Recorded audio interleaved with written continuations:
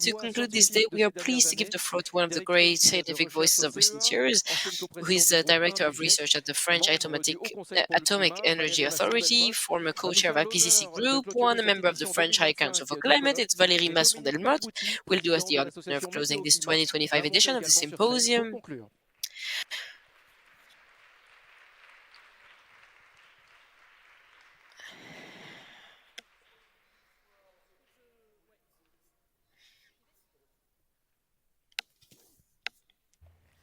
Bonsoir, merci beaucoup de cette invitation. Hello, good evening. Thank you for the invitation. First, to listen to the diversity of perspectives, of feedback, of challenges and actions that are implemented. And this really underlines how cities and the knowledge on cities are very important. So to close this day, we want to remind all of you that the scientific work, research, weather and climate research based on observations, on understanding processes, on modeling, on the capacity to project, to predict, so to have early warning signs, but to also have knowledge to anticipate, to feed the adaptation to climate change. This is the fruit of long construction processes and sharing, co-construction. It's also the opportunity to think about scientific facts. We have underlined the importance of participatory processes, of deliberation, the place of scientific facts. So science is part of common goods. I also want to remind you, and I think it hasn't been done, but I want to remind all of you about the influence of human impact. So the last 10 years, the level of global warming has reached 1.24 degrees more than the pre-industrial era. In 1900, we estimate that 1.23 of these degrees are due to human activities, and we have a new record, so 0.27 degrees more, and this is a new record. And it's reached now 1.36 degrees. We live in this world that is warmer because of human activities. So emissions are increasing still, but slower. So especially fossil fuels, emissions and deforestation, it is decreasing in France as in 22 countries. And it's important to notice it. There is no increase in emissions for China for over a year.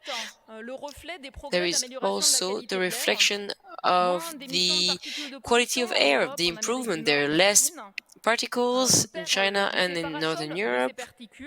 We lose this umbrella effect, and this contributes to an even faster global warming. In 2024, it's the first year where the temperature at the surface of the Earth went over 1.5 degrees for a year in comparison to pre-industrial climates. So a year, this really reflects the modulation of this 1.36 degrees of this world that is hotter in comparison to the natural variability of climate. A year like 2024 in this world had one chance out of 6 to happen. When we combine an event such as El Nino in the tropics and the vulnerability of the Atlantic, it was one chance out of 2 to happen. We can establish the responsibilities, such as countries such as the United States or petrol companies or some worldwide population in Europe or in the USA. There is a disproportion of the richest people 10% of the richest are responsible of 2/3 of global warming since the 90s. It shows the scientific facts show the capacity to act, energy efficiency, deforestation, the evolution of energy. It shows that we can build on the lowering of the use of fossil fuels, and all of these scientific facts, capacity to act, to show using all public policies in dozens of countries is brutally reconsidered in the United States. We even see a change in speeches.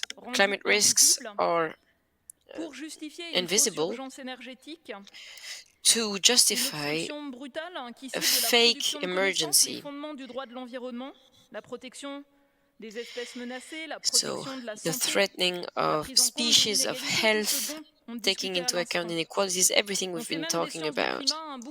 We even consider that science for climate is not allowed anymore because of keywords that are forbidden, so pollution of air and water, inequalities. There are many events happen and there are threats on academic freedom, forbidden.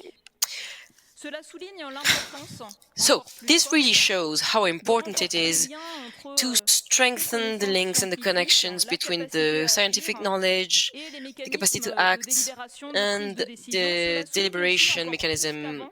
This really highlights even more than before the critical role of cities as regards to climate change. So I really now want to talk to Valérie Masson. We were talking earlier about the fact that the last time we saw each other, it was in 2018 at a conference that was organized by the IPCC Future Earth. And even, and this was about cities and climate change, this was in 2018, and this has led to the fact that the only special report of the IPCC and the only one that was known for the 7th cycle is the special report as regard to climate change. And at that time, in 2018, our meeting resulted in an agenda for actions, and we want to have more and more impact in cities. We wanted to work with feedback, with case studies, to compare and to have advances in technologies and the capacity to have a huge diversity of researchers to really move forward with knowledge and the co-construction of knowledge with the people on the field, with the companies who are involved in critical infrastructures, insurers, as we've seen today, allowing to push forward knowledge. Important to inform decisions. The example that I like to give is the work that the city of Paris has done on the question, is it possible to reach 50 degrees in Paris? We think that in today's climate it's not possible, but in a world with 2 additional degrees in 2050, so in 25 years' time, it becomes possible. Rare but possible, and this knowledge is useful because it allows investments, renovation on existing critical infrastructures to really take it into account and consider it, and to make sure that if such scenario happened, we would mitigate at the maximum the impacts and the worst impacts, and to allow to be as resilient as possible, because in the end, this is the last thing we can do, because there is a limitation to the capacity of adaptation and management to limit the damage. Risks are major. Urban planning can exacerbate climate risks linked to soil movement, to heating, to droughts, to rainfalls. Cities are very exposed in many regions in the world because of wildfires or of the sea level rise. Vulnerabilities are unequal, and we touch upon life quality, but also the capacity to live somewhere. And in the world, vulnerabilities are very present in informal in habitations and with poorest income. Finally, cities can have a capacity to act, and it's the scale that can lead to systemic approach. So we need to think about resilience and adaptation, carbon neutrality, biodiversity, quality of life, well-being, health, and living together. This all has been mentioned today, and this really shows the need to de-silo and to really implement new visions of urban plannings, of the shapes of cities and how we organize mobilities, renovation on buildings, to redimension infrastructures, to make sure that services are accessible, taking into account social justice, to support transformation and their success. Cities' capacity to adapt are possible. We see what happened in the Netherlands in the 80s. Today, Paris is an example of transformation with the possibility of cycling mobilities. So as for science, climate change, science, transformation of cities is also fragile.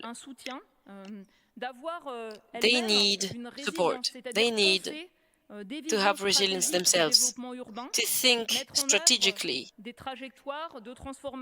to have trajectories implemented, co-built with planification. And this planification, from what I understood, it must integrate the social dimensions, of course, to exit fossil fuels, energy, and resilience, and the challenges linked to biodiversity. So today's conference highlights capacity of adaptation by articulating all the major ways of action linked to engineering, innovation, on managing the demand, sobriety, efficiency, and nature-based solutions. So I really want to thank you all for this feedback. Bart, Valérie, thank you so much for the preparation of the special report of the IPCC on cities and climate change, because as once again we are facing inequalities.